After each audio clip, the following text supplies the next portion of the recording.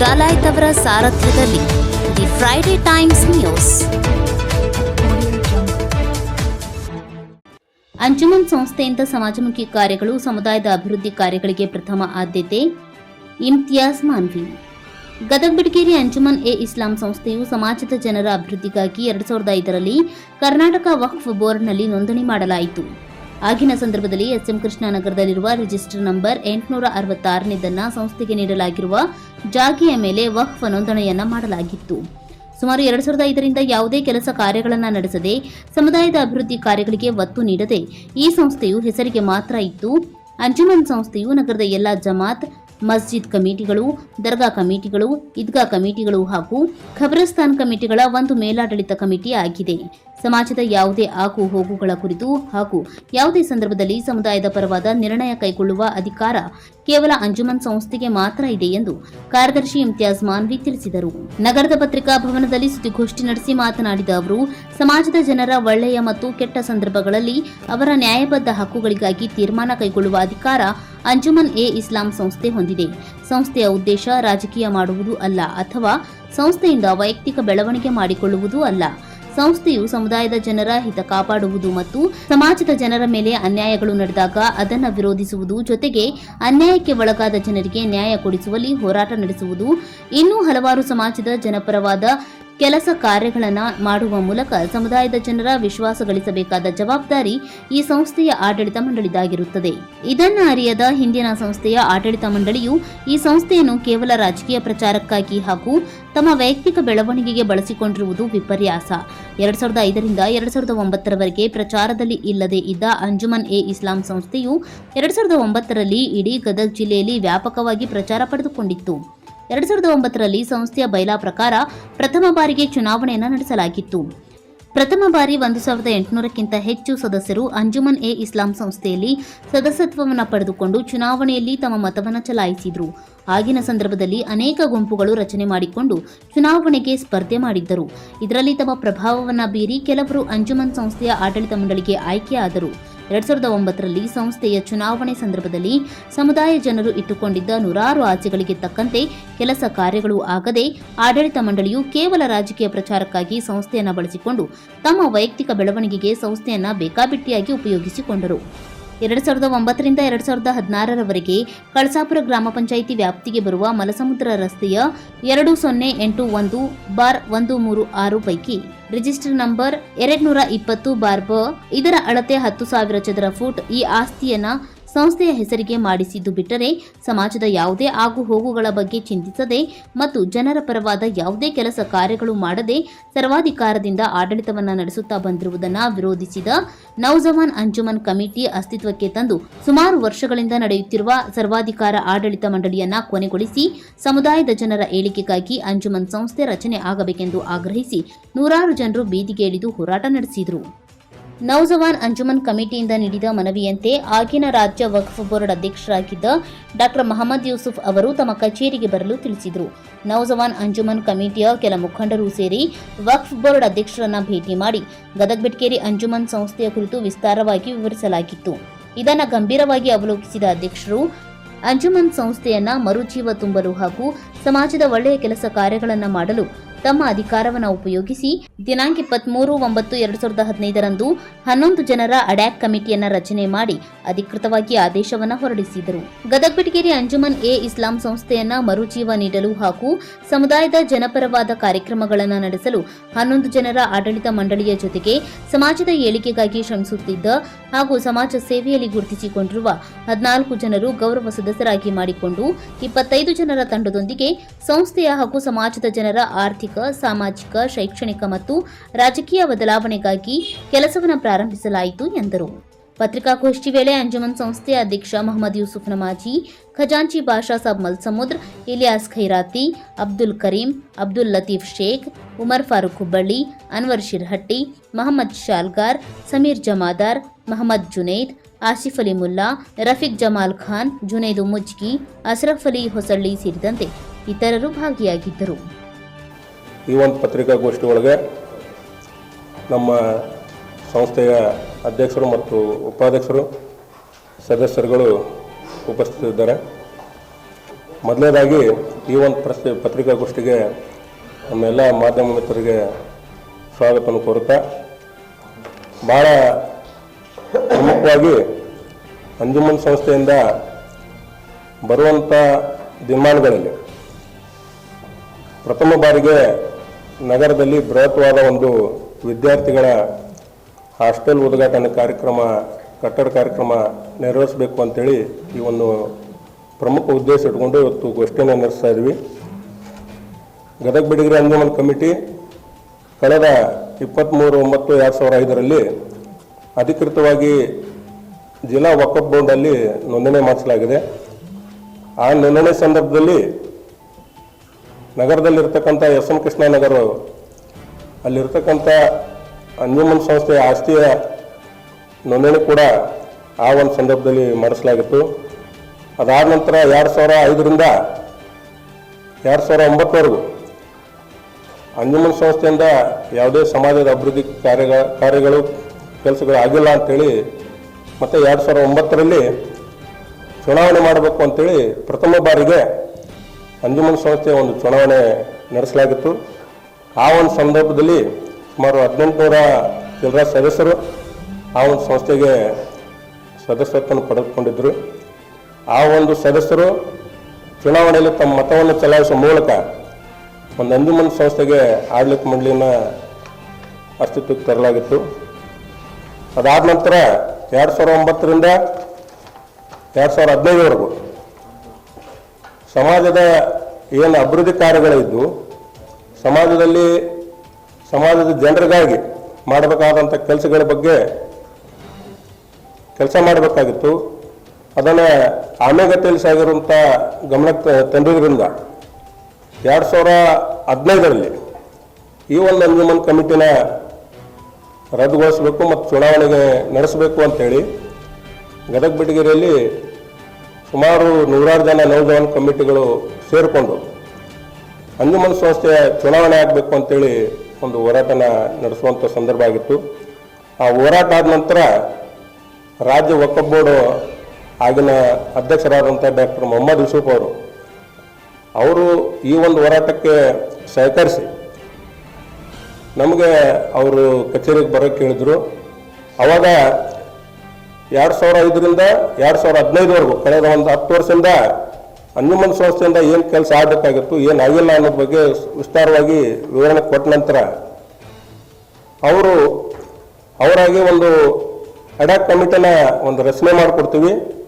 ಆ ಒಂದು ಕಮಿಟಿ ಮೂಲಕ ಪ್ರಥಮವಾಗಿ ಆ ಸಂಸ್ಥೆಯ ಬೇಡ ರಿಜಿಸ್ಟ್ರೇಷನ್ ಮಾಡ್ಕೋಬೇಕು ಅಂತೇಳಿ ಒಂದು ಸೂಚನೆಯನ್ನು ಕೊಟ್ಟಿದ್ದರು. ಅದನ್ನು ಸೂಚನೆ ಮೇರೆಗೆ 11 ಜನ ಅಡಾಕ್ ಕಮಿಟಿನ ಆಡಳಿತ ಮಂಡಳಿನ ಇದನ್ನು ವಕ್ಫ್ ಬೋರ್ಡಿಂದ 2015 ಡಿಸೆಂಬರಲ್ಲಿ ಆ ಕಮಿಟಿ ರಚನೆ ಆಯಿತು. ಆ ಕಮಿಟಿ ಆದ ನಂತರ ಸಭೆ ಮಾಡಲಿಕ್ಕೆ ಕೂಡ ಇಲ್ಲಿ ನಗರದಲ್ಲಿ ಅಂಜುಮನ್ ಅಷ್ಟು ದೊಡ್ಡ ಸಂಸ್ಥೆಗೆ ಸಭೆ ಮಾಡಲಿಕ್ಕೆ ಅವಕಾಶ ಇರಲಾರ್ದಂಥ ಪರಿಸ್ಥಿತಿ ಇತ್ತು. ಆವಾಗ ಅಂಜುಮನ್ ಸಂಸ್ಥೆಯಿಂದ ಒಂದು ಕಚೇರಿನ ಕಟ್ಟಡ ಕಾಮಗಾರಿ ಮಾಡಬೇಕು ಅಂತೇಳಿ ಸಭೆಯನ್ನು ನಡೆಸುವ ಮೂಲಕ ಎಸ್ ಎಂ ಕೃಷ್ಣ ನಗರದಲ್ಲಿರ್ತಕ್ಕಂಥ ಒಂದು ಆಸ್ತಿಯಲ್ಲಿ ಸುಮಾರು 9 ಲಕ್ಷಕ್ಕಿಂತ ಹೆಚ್ಚು ಅನುದಾನದಲ್ಲಿ ಬೃಹತ್ವಾದ ಒಂದು ಮಿನಿ ಸಮುದಾಯ ಭವನ ಜೊತೆಗೆ ಎಲ್ಲ ವ್ಯವಸ್ಥೆಯ ಜೊತೆಗೆ ಒಂದು ಅಂಜುಮನ್ ಆಡಳಿತ ಮಂಡಳಿ ಸಭೆ ನಡೆಸಕ್ಕಂಥ ವ್ಯವಸ್ಥೆ ಆಗಿನ ಸಂದರ್ಭದಲ್ಲಿ ಮಾಡಿದ್ವಿ. ಅದರ ಜೊತೆಗೆ ಏನು ಬಡ ವಿದ್ಯಾರ್ಥಿಗಳಿಗೆ ಒಂದು ಕಂಪ್ಯೂಟರ್ ಕ್ಲಾಸು ಓಪನ್ ಮಾಡಬೇಕು ಅಂತೇಳಿ ಸಮಾಜದ ಮುಖಂಡರ ಒಂದು ಸಹಕಾರದಿಂದ ಕಂಪ್ಯೂಟರ್ ಕ್ಲಾಸ್ ಕೂಡ ಅಲ್ಲಿ ಆ ಒಂದು ಭವನದಲ್ಲಿ ಪ್ರಾರಂಭ ಮಾಡಿದ್ವಿ. ಅದಾದ ನಂತರ ಸುಮಾರು ರಚನಾತ್ಮಕ ಕಾರ್ಯಕ್ರಮಗಳ ಜೊತೆಗೆ ಗದಗ ಬಿಡಗಿರಿ ನಗರದಲ್ಲಿ 28 ವಾರ್ಡ್ಗಳಲ್ಲಿ ನೌಜವಾನ್ ಕಮಿಟಿಯನ್ನು ರಚನೆ ಮಾಡಿದ್ವಿ. ಆ ಒಂದು 28 ವಾರ್ಡ್ಗಳಲ್ಲಿ ಆಯ್ಕೆ ಆದಂಥ ನೌಜವಾನ್ ಕಮಿಟಿಯ ಪದಾಧಿಕಾರಿಗಳು ಆ ಯುವಕರ ಜೊತೆಗೆ ಯುವಕರ ನಾಯಕತ್ವ ಒಳಗೆ ಸುಮಾರು ಕಾರ್ಯಕ್ರಮಗಳು, ಉದಾಹರಣೆಗೆ ಮೊಹಮ್ಮದ್ ಪೈಗಂಬರ್ ಜಯಂತಿ ಆಗಿರ್ಬೋದು, ಅದರ ಟಿಪ್ಪು ಸುಲ್ತಾನ್ ಜಯಂತಿ ಆಗಿರ್ಬೋದು, ಯಾವ ಒಂದು ಸಂದರ್ಭದಲ್ಲಿ ಬೃಹತ್ವಾದ ರಕ್ತದಾನ ಕಾರ್ಯಕ್ರಮ ಮಾಡುವ ಜೊತೆಗೆ ಸಮಾಜದ ಅಷ್ಟೇ ಅಲ್ಲದೆ ಬೇರೆ ಬೇರೆ ಸಮಾಜ ಸೇವೆ ಕೂಡ ಈ ಅಂಜುಮನ್ ಸಂಸ್ಥೆಯಿಂದ ನಾವು ಮಾಡ್ತೀವಿ ಅಂತೇಳಿ ತೋರಿಸುವಂಥ ಕೆಲಸ ಆಗಿತ್ತು. ಮತ್ತು ಯುವಕರ ಏನು ಸ್ವಯಂ ಉದ್ಯೋಗ ಆಗಿರ್ಬೋದು ಮತ್ತು ಬೇರೆ ಬೇರೆ ಯೋಜನೆಗಳಾಗಿರ್ಬೋದು, ಆ ಯೋಜನೆಗಳಿಗೆ ಸಂಬಂಧಪಟ್ಟಂತೆ ಯುವಕರಿಗೆ ಮಾಹಿತಿ ನೀಡುವ ಜೊತೆಗೆ ಸ್ವಯಂ ಉದ್ಯೋಗಕ್ಕಾಗಿ ಈ ಸಂಸ್ಥೆ ಅವ್ರ ಸಹಕಾರ ನೀಡುವಂಥ ಕೆಲಸ ಕೂಡ ಆಗಿದೆ. ಅದಾದ ನಂತರ ಮಲ್ಸಮುದ್ರ ವ್ಯಾಪ್ತಿಯಲ್ಲಿ ಬರ್ತಕ್ಕಂಥ ಈ ಕಳಸಾಪುರ ಗ್ರಾಮ ಪಂಚಾಯತಿಯ ಒಂದು ಸಂಸ್ಥೆಗೆ ಕಟ್ಟಡ ಕಾಮಗಾರಿ ಮತ್ತು ಬೇರೆ ಹಾಸ್ಟೆಲ್ಗಳು ನಿರ್ಮಾಣಕ್ಕಾಗಿ ಜಾಗ ಕೊಡಲಾಗಿತ್ತು. ಆ ಒಂದು ಜಾಗ ಪಂಚಾಯತಿಯ ಒಂದು ನಜರ್ ಚೌಕದಿಂದ ಹಿರೇಮಠ ಮೆಮೋರಿಯಲ್ ಟ್ರಸ್ಟ್ ಕಮಿಟಿಗೆ ಅದನ್ನು ವರ್ಗಾವಣೆ ಮಾಡ್ತಕ್ಕಂಥ ಕೆಲಸ ದಾಖಲೆಗಳಲ್ಲಿ ಇತ್ತು. ಅದನ್ನು ಸಂಸ್ಥೆಯ ಗಮನಕ್ಕೆ ಬಂದ ನಂತರ ನಿರಂತರವಾಗಿ ಅದನ್ನು ಹೋರಾಟ ಮಾಡುವ ಜೊತೆಗೆ ಮೂಲ ದಾಖಲೆಗಳು ಪಂಚಾಯತಿಯಲ್ಲಿ ಕೊಡುವ ಮೂಲಕ ಮತ್ತೆ ಆ ಜಾಗನ ಈ ಸಂಸ್ಥೆಗೆ ಪಡೆಯಲಾಗಿದೆ. ಅದಾದ ನಂತರ ಕಳೆದ ವಿಧಾನಸಭಾ ಚುನಾವಣೆ ಸಂದರ್ಭದಲ್ಲಿ ನಮ್ಮ 2019ರ ವಿಧಾನಸಭಾ ಚುನಾವಣೆ ಸಂದರ್ಭದಲ್ಲಿ ಒಂದು ಬೃಹತ್ವಾದ ಸಮಾವೇಶ, ಐತಿಹಾಸಿಕವಾದ ಸಮಾವೇಶ ಈ ಗದಗ ನಗರದಲ್ಲಿ ಮಾಡಲಾಗಿತ್ತು. ಇನ್ನೂ ಕೂಡ ಇಂಥ ದೊಡ್ಡ ಪ್ರಮಾಣದ ಸಮಾವೇಶ ಆಗಿಲ್ಲ, ಮುಂದೂ ಕೂಡ ಆಗಲಾರ್ದಂಥ ಒಂದು ದೊಡ್ಡ ಪ್ರಮಾಣದ ಸಮಾವೇಶ ಆ ಸಂದರ್ಭದಲ್ಲಿ ಮಾಡಿದ್ವಿ. ಅದು ಮುಖ್ಯ ಉದ್ದೇಶ ಅಲ್ಪಸಂಖ್ಯಾತರ ಸಮುದಾಯಕ್ಕೆ ಶೈಕ್ಷಣಿಕ, ಆರ್ಥಿಕ, ಸಾಮಾಜಿಕ ಮತ್ತು ರಾಜಕೀಯವಾಗಿ ಪ್ರಾಧಾನ್ಯತೆ ಸಿಗಬೇಕು ಅಂತ ಒಂದು ಉದ್ದೇಶ ಇಟ್ಟುಕೊಂಡು ಒಂದು ದೊಡ್ಡ ಪ್ರಮಾಣದ ಸಮಾವೇಶ ಮಾಡುವ ಮೂಲಕ ನಮ್ಮ ಸಮಾಜದ ಜನರು ಕೇವಲ ಓಟ್ ಹಾಕೋದು ಅಷ್ಟೇ ಅಲ್ಲ, ವೋಟ್ ಬ್ಯಾಂಕ್ ಅಲ್ಲ, ಅವ್ರಿಗೆ ಪ್ರತಿನಿಧಿ ಕೂಡ ಕೊಡಬೇಕು ಅಂತೇಳಿ ಒಂದು ಸಮಾವೇಶದ ಮೂಲಕ ಹೇಳುವಂಥದ್ದಾಗಿತ್ತು. ಅದಾದ ನಂತರ ನಮ್ಮ ಭಾಗದ ಜನಪ್ರಿಯ ಶಾಸಕರ ಸಚಿವರಾದ ಸನ್ಮಾನ್ಯ ಎಚ್ ಕೆ ಪಾಟೀಲ್ ಅವರ ಸಹಕಾರದಲ್ಲಿ ನಗರದ ಮಧ್ಯಭಾಗದಲ್ಲಿರ್ತಕ್ಕಂಥ ಕಾಂತೋಡ್ ಪಕ್ಕದಲ್ಲಿ ಒಂದು ನಗರಾಭಿವೃದ್ಧಿ ಪ್ರಾಧಿಕಾರದ ನಿವೇಶನ ಕೂಡ ನಾವು ಪಡೆಯಲಾಗಿದೆ. ಆ ಒಂದು ನಿವೇಶನದಲ್ಲಿ ಸುಮಾರು ಇನ್ನೂ 2 ಕೋಟಿ ಚಿಲ್ಲರ ಅನುದಾನದಲ್ಲಿ ಒಂದು ಹಾಸ್ಟೆಲ್ ನಿರ್ಮಾಣ ಮಾಡಬೇಕು ಅಂತೇಳಿ ಉದ್ದೇಶ ಇಟ್ಕೊಂಡು ಆ ಕೆಲಸನ ಪ್ರಾರಂಭ ಮಾಡಿದ್ವಿ. ಅದಕ್ಕೆ ಪ್ರಥಮವಾಗಿ ಮಾನ್ಯ ಶಾಸಕರ ಅನುದಾನದಲ್ಲಿ 40 ಲಕ್ಷ ರೂಪಾಯಿ ಅನುದಾನ ಕೂಡ ಬಿಡುಗಡೆ ಆಗಿದೆ. ಆ ಒಂದು ಕಾರ್ಯಕ್ರಮ ಚಾಲನೆ ಕೊಡಲಿಕ್ಕೆ ನಮ್ಮ ಸಂಸ್ಥೆಯಿಂದ ಈಗಾಗಲೇ ಕೆಲಸಗಳು ಪ್ರಾರಂಭ ಮಾಡಿದ್ವಿ. ಅದರ ಜೊತೆಗೆ ಸುಮಾರು ಸಮಾಜದ ಪರವಾಗಿ ಕೆಲಸ ಮಾಡ್ತಕ್ಕಂಥ ಕಾರ್ಯಕ್ರಮ ಮಾಡೋದ್ರ ಜೊತೆಗೆ ಅನೇಕ ಸಂದರ್ಭದಲ್ಲಿ ಈ ಸಮುದಾಯ ಆರ್ಥಿಕ ಮತ್ತು ಸಾಮಾಜಿಕ ಹಾಗೂ ಶೈಕ್ಷಣಿಕವಾಗಿ ಸಾಕಷ್ಟು ಹಿಂದುಳಿರುವಂಥ ಗಮನ ತಂದ ಮೇಲೆ ಈ ಒಂದು ನಮ್ಮ ಸಮುದಾಯ ಜನರಿಗೆ ಈ 3 ಕ್ಷೇತ್ರಗಳಲ್ಲಿ ಮುಖ್ಯವಾಹಿನಿಗೆ ತರತಕ್ಕಂಥ ಅನೇಕ ಜನಪರವಾದ ಕಾರ್ಯಕ್ರಮ ಮಾಡೋ ಜೊತೆಗೆ ಅಂಜುಮನ್ ಸಂಸ್ಥೆ ಒಂದು ಮಾದರಿ ಸಂಸ್ಥೆ ಆಗಬೇಕು ಅಂತೇಳಿ ಸತತವಾಗಿ ಪ್ರಯತ್ನಗಳು ಬರ್ತಾ ಇದ್ವಿ. ಅದೇ ಒಂದು ಲಾಕ್ಡೌನ್ 19 ಲಾಕ್ಡೌನ್ ಸಂದರ್ಭದಲ್ಲಿ ಸುಮಾರು 78 ಈ ಮಹಾಮಾರಿ ರೋಗಕ್ಕೆ ಬಲಿಯಾದಂಥ ಹೆಣವನ್ನು ಸಂಸ್ಥೆಯ ಮೂಲಕ ಅಂತ್ಯ ಸಂಸ್ಕಾರ ಮಾಡ್ತಕ್ಕಂಥ ಕೆಲಸ ಈ ಅಂಜುಮನ್ ಸಂಸ್ಥೆಯಿಂದ ಮಾಡುವಂಥ ಕೆಲಸ ಆಗಿದೆ. ಮತ್ತು ಈ ಅಲ್ಪಸಂಖ್ಯಾತರ ಕಲ್ಯಾಣ ಇಲಾಖೆ ಮತ್ತು ಅಲ್ಪಸಂಖ್ಯಾತರ ಅಭಿವೃದ್ಧಿ ಇಲಾಖೆಯಲ್ಲಿ ಸಿಗ್ತಕ್ಕಂಥ ಅನೇಕ ಯೋಜನೆಗಳ ಬಗ್ಗೆ ಈ 2 ಇಲಾಖೆಗಳು ಕೇವಲ ಮಾಹಿತಿ ನೀಡೋದು ಬಿಟ್ಟು ಜನರಿಗೆ ಒಂದು ತಾರತಮ್ಯ ನೀತಿ ಅನುಸರಿಸುವಂಥ ಇಲಾಖೆಗಳಿಗೆ ಅಂಜುಮನ್ ಸಂಸ್ಥೆಯಿಂದ ಎಲ್ಲೆಲ್ಲೇ ಸಮಾಜದ ಜನಸಂಖ್ಯೆ ಜಾಸ್ತಿ ಇದೆ ಆ ಪ್ರದೇಶಗಳಲ್ಲಿ ಈ ಇಲಾಖೆಗಳ ಯೋಜನೆಗಳ ಬಗ್ಗೆ ಮಾಹಿತಿ ಕೊಡಬೇಕು, ಅವ್ರನ್ನ ಜಾಗೃತಿಗೊಳಿಸಬೇಕು ಅಂತೇಳಿ ಹೇಳಿದಾಗ ಅಂಜುಮನ್ ಸಂಸ್ಥೆಯಿಂದ ಆಗಿರ್ಬೋದು, ನೌಜವಾನ್ ಕಮಿಟಿಗಳ ಆಶ್ರಯದಲ್ಲಿ ಅನೇಕ ಬಾರಿ ಆ ಯೋಜನೆಗಳ ಮಾಹಿತಿ ಕಾರ್ಯಕ್ರಮ ಕೂಡ ನಡೆಸಿದ್ವಿ. ಈ ಒಂದು ಕಾರ್ಯಕ್ರಮ ಜೊತೆಗೆ ಸತತ ಕಳೆದ 2015 ಡಿಸೆಂಬರಿಂದ ಏನು ನಮ್ಮ ಅಂಜುಮನ್ ಕಮಿಟಿಗೆ ನಮ್ಮ ಹಿಂದಿನ ರಾಜ್ಯ ವಕ್ಫ್ ಬೋರ್ಡ್ ಅಧ್ಯಕ್ಷರು ಒಂದು ಆಡಳಿತನ ಕೊಟ್ಟಿದ್ದರು. ಆ ಒಂದು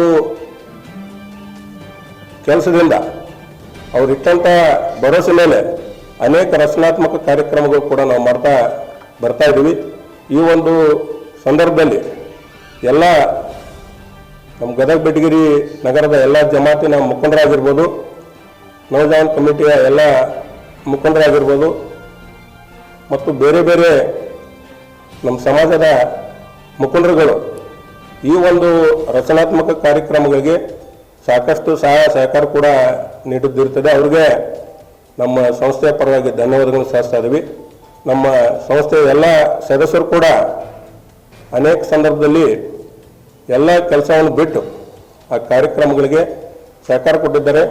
ಮುಂದಿನ ಒಂದು ಅಂಜುಮನ್ ಸಂಸ್ಥೆಯ ಏನು ಹಾಸ್ಟೆಲ್ ನಿರ್ಮಾಣ ಮಾಡ್ಬೇಕಂತೇಳಿ ಒಂದು ಯೋಜನೆನ ರೂಪಿಸಿದ್ವಿ. ಅದಕ್ಕೂ ಕೂಡ ಎಲ್ಲರೂ ನಮ್ಮ ಮುಖಂಡರು ಸಹಕಾರ ಕೊಡಬೇಕಂತೇಳಿ ಈ ಮೂಲಕ ವಿನಂತಿ ಮಾಡ್ತಾ ಇದ್ದೀನಿ. ಅಂದರೆ ಡಾಕ್ಟರ್ ಮೊಹಮ್ಮದ್ ಯೂಸುಫ್ ಅಂತೇಳಿ ರಾಜ್ಯ ವಕ್ಫ್ ಬೋರ್ಡ್ ಅಧ್ಯಕ್ಷರು, ಅಂಜುಮನ್ ಕಮಿಟಿ ಬಯಲಾ ಪ್ರಕಾರ ಕೆಲಸಗಳು ಮಾಡಬೇಕಾಗಿತ್ತು. ಆಮೇಲೆ 11 ತಿಂಗಳ ಅಡ ಕಮಿಟಿ ಯಾಕೆ ಮಾಡಿದಾರಂದರೆ, ಸಂಪೂರ್ಣವಾಗಿ ಗದಗ ಬೆಟಗೇರಿ ನಗರದಲ್ಲಿ ಅಂಜುಮನ್ ಕಮಿಟಿ ಯಾವುದೇ ಸಾಮಾಜಿಕ ಕಾರ್ಯಚಟುವಟಿಕೆಗಳಲ್ಲಿ ತೊಡಸ್ಕೊಂಡಿದ್ದಿಲ್ಲ. ಅದನ್ನು ನಾವು ಅಧ್ಯಕ್ಷರ ಗಮನಕ್ಕೆ ತಂದಾಗ, ನೀವು 11 ತಿಂಗಳ ನಿಮ್ಗೆ ಅವಧಿ ಕೊಡ್ತೀವಿ, ಆ ಅವಧಿಯಲ್ಲಿ ನಿಮ್ಮಿಂದ ಏನು ಶ್ರೇಷ್ಠ ಸಾಧ್ಯ ಆಗುತ್ತೆ ಕೆಲಸಗಳು ಮಾಡಿರಿ, ಸಮಾಜದ ಕೆಲಸಗಳು ಕಾರ್ಯಗಳು ಮಾಡಿರಿ, ಆಮೇಲೆ ಬಯಲಾನ ಅಪ್ರೂವಲ್ ತಗೋರಿ ಅಂತೇಳಿ ನಮ್ಗೆ ಕಮಿಟಿಯನ್ನು ರಚನೆ ಮಾಡಿಕೊಟ್ಟಿದ್ರು. ಅದಾದ ನಂತರ ನಾವು ಬಯಲಾ ಅಪ್ರೂವಲ್ ತಗೊಂಡಿದ್ವಿ. ಅದ್ರ ಜೊತೆಗೆ ಇಷ್ಟು ದೊಡ್ಡ ಸಂಸ್ಥೆ ಇದ್ರೂ ಕೂಡ ಕೂಡ್ಲಿಕ್ಕೆ ಒಂದು ಕಚೇರಿ ಇರಲಿಲ್ಲ ನಮ್ಗೆ. ಆ ಕಚೇರಿ ಮಾಡಬೇಕು ಅಂತೇಳಿ ಹಿಂದಿನ ಏನು ಅಂಜುಮನ್ ಕಮಿಟಿ ಇತ್ತು, ಆ ಕಮಿಟಿಯಲ್ಲಿ ಇರತಕ್ಕಂಥ ಶುಲ್ಕ 3,42,000 ರೂಪಾಯಿ. ನಾವು ಆ ಕಚೇರಿ ಕಟ್ಟಡ ಕಾಮಗಾರಿ ಮಾಡಿದ್ದು 9,40,000. ಅಂದರೆ ನಮ್ಮ ಬೇರೆ ಬೇರೆ ಮುಖಂಡರುಗಳು ಕೂಡ ಸಾಕಷ್ಟು ಅದಕ್ಕೆ ಸಹಕಾರ ಕೊಟ್ಟರು. ಪ್ರತಿಯೊಂದು ನಮ್ಮ ಅಂಜುಮನ್ ಸದಸ್ಯರು 25 ಜನ 11 ಜನ ಸದಸ್ಯರ ಜೊತೆಗೆ ಮತ್ತೆ ನಾವು 14 ಜನ ನಮ್ಮ ಸಮಾಜದ ಬಗ್ಗೆ ಕಳಕಳಿ ಇರ್ತಕ್ಕಂಥ, ಸಮಾಜದ ಪರವಾಗಿ ಕೆಲಸ ಮಾಡ್ತಕ್ಕಂಥ 14 ಜನರಿಗೆ ಒಂದು ಗೌರವ ಸದಸ್ಯರಾಗಿ ಆಯ್ಕೆ ಮಾಡಿಕೊಂಡು ಇನ್ನೊಂದು ಟೀಮ್ ದೊಡ್ಡದಾಗಲಿ ಅಂತೇಳಿ 25 ಜನರ ಟೀಮ್ ತಗೊಂಡು ಆ ಕೆಲಸನ ಪ್ರಾರಂಭ ಮಾಡಿದ್ವಿ. 11 ತಿಂಗಳು ಆದ ನಂತರ ಅವರು ಒಂದು ಮೆನ್ಷನ್ ಮಾಡಿದ್ದು, ಮುಂದಿನ ಆದೇಶ ಬರುವವರೆಗೂ ರಾಜ್ಯ ವಕ್ಫ್ ಬೋರ್ಡಿಂದ ಮುಂದಿನ ಆದೇಶವರೆಗೂ ನೀವು ಕೆಲಸಗಳು ಮಾಡಬೇಕು ಅಂತೇಳಿ ಅದನ್ನು ಆದೇಶ ಇತ್ತು. ಆ ಪ್ರಕಾರ ಮಾಡಿದ್ವಿ.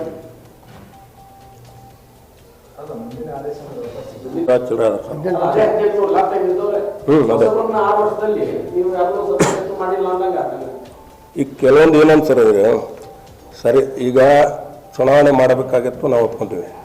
ನಾವು ಚುನಾವಣೆ ಮಾಡೋದಿಲ್ಲ ಅಂತೇಳಿ ಎಲ್ಲೂ ಹೇಳಿಲ್ಲ, ಚುನಾವಣೆ ಮಾಡೇ ಮಾಡ್ತೀವಿ. ನಮ್ಮ ಬ್ಯಾಲಲ್ಲಿರ್ತಕ್ಕಂಥದ್ದು ಒಂದು ಚುನಾವಣೆ ಇಲೆಕ್ಟೆಡ್ ಆರ್ ಸಿಲೆಕ್ಟೆಡ್ ಅಂತಿದೆ. ಈಗ ಹೆಬ್ಬಾಳೆ ಸರ್ ಹೇಳಿದ ಪ್ರಕಾರ ಸಿಲೆಕ್ಟೆಡ್ ಇವ್ರು ರಾಜ್ಯ ಅಧ್ಯಕ್ಷರು ಮಾಡೋದು. ನಮಗೆ ಇಲೆಕ್ಟೆಡ್ ಅಂದರೆ ಚುನಾವಣೆಗೆ ಹೋಗ್ಬೇಕು. ಆ ಚುನಾವಣೆಗೆ ಹೋಗೋಕ್ಕೆ ನಾವು ಕೂಡ ತಯಾರಿದ್ದೀವಿ. ಆದರೆ ಈ ಚುನಾವಣೆಗೆ ಹೋಗ್ಬೇಕಾದ್ರೆ ವಕ್ಫಲ್ಲಿ ಫಾರ್ಮ್ 42 ಅಂತೇಳಿ ಒಂದು ಆಪ್ಷನ್ ಬರ್ತದೆ. ಆ ಫಾರ್ಮ್ 42 ನಾವು ಫಿಲಪ್ ಮಾಡಬೇಕಾಗುತ್ತೆ. ಆ ಫಾರ್ಮ್ 42 ನಾವು ಕೊಟ್ಟ ಮೇಲೆ ಫಿಲಪ್ ಆದಮೇಲೆ ವಕ್ಫ್ ಬೋರ್ಡಿಂದ ಅಡ್ಮಿನಿಸ್ಟ್ರೇಟರ್ನ ಅಪಾಯಿಂಟ್ ಮಾಡ್ತಾರೆ. ಅಪಾಯಿಂಟ್ ಮಾಡಿದ ಮೇಲೆ ಸದಸ್ಯರನ್ನ ನಾವು ಹೆಚ್ಚಿಗೆ ಮಾಡ್ಕೋಬೋದು. 1800ರಿಂದ 5,000 ಮಾಡ್ಕೋಬೋದು, 10,000 ಮಾಡ್ಕೋಬೋದು. ಅದಾದ ನಂತರ ಚುನಾವಣೆ ಘೋಷಣೆ ಆಗುತ್ತೆ. ಈಗ ನಮ್ಮ ಉದ್ದೇಶ ಇರೋದು, ಏನು ಒಂದು ಅನುದಾನ ಬಂದಿದೆ, ಆ ಅನುದಾನದ್ದು ಒಂದು ಕಾರ್ಯಕ್ರಮ ಮಾಡ್ತಾ ಇದ್ದೀವಿ. ಅಷ್ಟೊಳಗೆ ನಮ್ಗೆ ಏನಾದರೂ ಇಲ್ಪ ನೀವು ಬಿಟ್ಬಿಡ್ರಿ, ಅಡ್ಮಿನಿಸ್ಟ್ರೇಟರ್ ಅಪಾಯಿಂಟ್ ಮಾಡಿವಿ, ಚುನಾವಣೆ ಮಾಡಿರಿ ಅಂತೇಳಿ ಹೋದ್ರೆ ನಾವು ಚುನಾವಣೆ ಮಾಡ್ತೀವಿ. ಅದೇನು ನೋ ಅಬ್ಜೆಕ್ಷನ್, ನಮಗೇನು ಪ್ರಾಬ್ಲಮ್ ಇಲ್ಲ. ಯಾಕಂದ್ರೆ ಯಾರೂ ಕೂಡ ಇಲ್ಲ ಶಾಶ್ವತ ಆಡಳಿತ ನಡೆಸೋದಿಲ್ಲ. ನಮ್ಮ ಉದ್ದೇಶ ಇರೋದು ಈ ಸಮಾಜದ ಅಭಿವೃದ್ಧಿ ಆಗಬೇಕು, ಸಮಾಜದಲ್ಲಿ ಇರ್ತಕ್ಕಂಥ ಬಡಜನರ ಕೆಲಸಗಳಾಗಬೇಕು, ಮುಂದೆ ಬರ್ತಕ್ಕಂಥವರು ಈ ಒಂದು ಉದ್ದೇಶ ಇಟ್ಕೊಂಡು ಆಡಳಿತ ನಡೆಸಬೇಕು ಅಂತೇಳಿ ನಮ್ಮ ಒಂದು ಮನವಿ.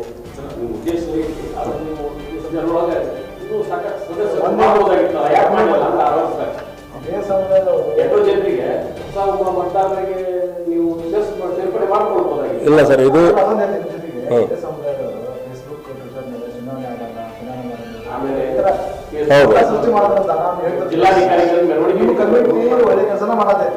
ವಾಪಸ್ ನಿಮ್ಮ ಕಮಿಟಿ ಚುನಾಯಿತ ಆದಾಗ ಚುನಾವಣೆ ಮಾಡಿದ್ರೆ ಏನಾಗತ್ತಂದ್ರೆ ಇನ್ನೂ ಸ್ವಲ್ಪ ನಿಮ್ಗೆ ಜಾಸ್ತಿ ಸಪೋರ್ಟ್ ಸಿಗುತ್ತೆ. ಅದೇ ಸರ್, ಈಗ ಚುನಾವಣೆ ನಾ ಹೇಳಿದ್ನಲ್ಲ, ನಾವು ಚುನಾವಣೆಗೆ ಹೋಗ್ಬೇಕಂತ ಸಿದ್ಧತೆ ನಡೆಸ್ತಾ ಇದ್ದೀವಿ. ಚುನಾವಣೆ ನಡೆಸ್ತೀವಿ. ಚುನಾವಣೆ ನಡೆಸಬೇಕಾಗಿದ್ದು ಜವಾಬ್ದಾರಿ ಇರೋದು ವಕಫ್ ಬೋರ್ಡ್ ಅವ್ರಿಗೆ. ಈಗ ನಮ್ಗೆ ಅಲ್ಲಿಂದ ಅಡ್ಮಿನಿಸ್ಟ್ರೇಟರ್ ಅಪಾಯಿಂಟ್ ಆಗಿದ್ದೆ, ನೀವು ಆಡಳಿತನ ನಾವು ನಡೆಸಬಾರ್ದು, ನಾವು ಚುನಾವಣೆ ನಡೆಸ್ತೀವಿ ಅಂತೇಳಿ ಬಂತಂದರೆ ತಕ್ಷಣ ನಾವು ಕೈ ಬಿಡ್ತೀವಿ. ಇನ್ನೊಂದು 6 ವರ್ಷದಿಂದ ನಾವು ಸದಸ್ಯತ್ವ ಯಾಕೆ ಮಾಡಿಲ್ಲ ಅಂತಂದರೆ, ಈಗ ಹಿಂದಕ್ಕೆ ನಾವು 18 ವರ್ಷ ಚಿಲ್ಲರೆ ಸದಸ್ಯತ್ವ ಮಾಡಿದ್ವಿ. ಬಹಳ ಪ್ರಕಾರ ಪ್ರತಿ ವರ್ಷ 100 ರೂಪಾಯಿ ಸಂಸ್ಥೆಗೆ ಕಟ್ಟಬೇಕು ಅವರು. ಈಗ 2009ರಿಂದ 2024 ಸುಮಾರು 15 ವರ್ಷದ 100 ರೂಪಾಯಿ ಇದನ್ನು ಫೀಸ್ ಕಟ್ಟಬೇಕಾಗತ್ತೆ. ಫಸ್ಟ್ ನಾವು ಅದನ್ನು ಕಲೆಕ್ಟ್ ಮಾಡಬೇಕಾಗುತ್ತೆ.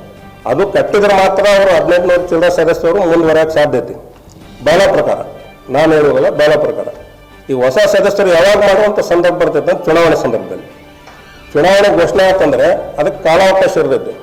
1 ತಿಂಗಳು 2 ತಿಂಗಳು ಒಂದು ಕಾಲಾವಕಾಶ ಕೊಟ್ಟಿರ್ತಾರೆ. ಯಾರು ಹೊಸ ಸದಸ್ಯರಾಗ್ತಾರೆ ಅವರು ಸದಸ್ಯತ್ವ ಪಡ್ಕೋಬೇಕು ಅಂತ, ಅವಾಗ ನಾವು ಸದಸ್ಯತ್ವ ಮಾಡಿಸ್ಬೋದು. ಇದು ಸರಿ ಇರುತ್ತೆ.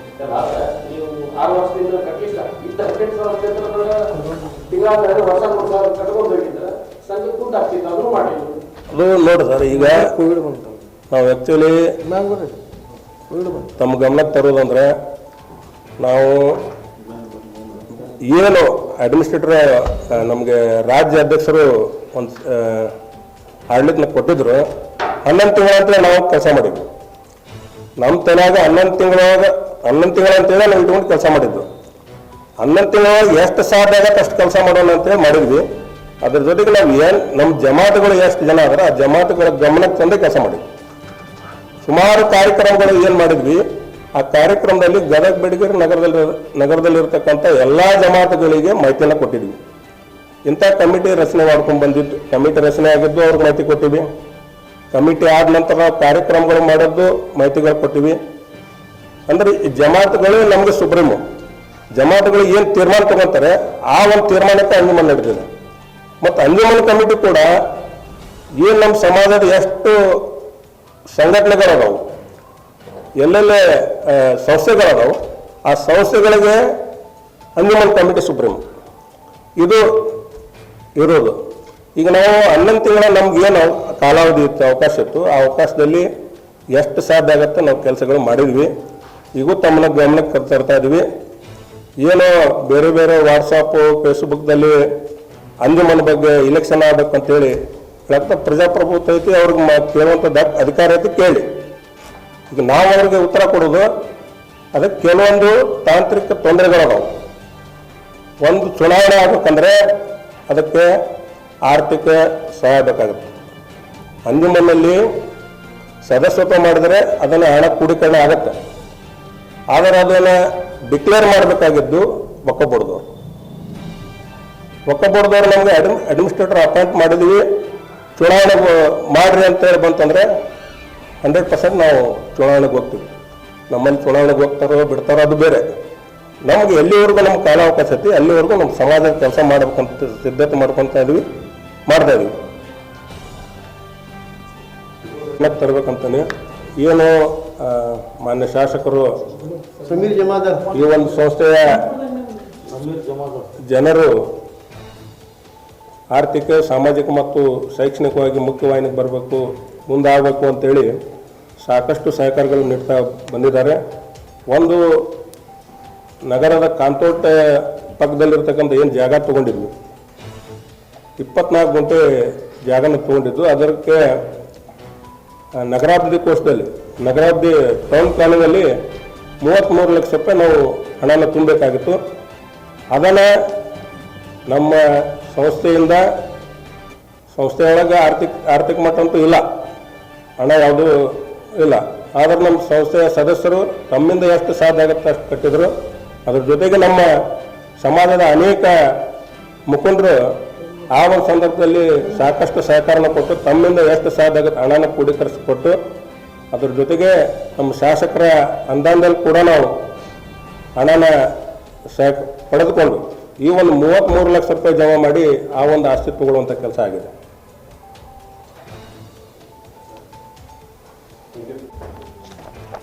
ಅಸ್ಸಲಾಮು ಅಲೈಕುಮ್ ವರಹಮತುಲ್ಲಾಹಿ ವಬರಕಾತು.